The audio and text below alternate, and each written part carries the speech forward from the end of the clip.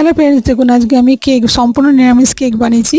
প্রথমে মিক্সিতে চিনিটা গুঁড়িয়ে নিয়েছিলাম, নিয়ে এক বাটি ওই বাটির মাপি সব নেব, এক বাটি চিনি গুঁড়ো প্রথমে দিলাম, দিয়ে 1/4 কাপ রিফাইন্ড অয়েল দিলাম, দিয়ে ভালো করে গুলে নিলাম। তারপরে আমি ওই বাটির মাপি এক বাটি ময়দা নিয়েছিলাম, আর হাফ বাটি সুজি নিয়েছিলাম, আর হাফ চামচ বেকিং সোডা আর 1 চামচ বেকিং পাউডার নিয়েছিলাম, আর তার মধ্যে দিয়েছিলাম ভ্যানিলা এসেন্স আর 1 চামচ হচ্ছে ভিনিগার। এগুলো সব দিয়েছিলাম, দিয়ে ভালো করে মেখে নিলাম। নিয়ে তারপরে আমি ড্রাই ফ্রুটগুলোতে ময়দা দিয়ে রেখে দিয়েছিলাম এবং হয়ে গেল যে তার মধ্যে দিয়ে দিলাম, এবং আমি কোকো পাউডার একটু দিয়েছিলাম, দিয়ে ভালো করে তো মেখে নিলাম। নিয়ে উপর থেকে দিয়ে দিলাম, দিয়ে এবার বসিয়ে দিলাম ওভেনে।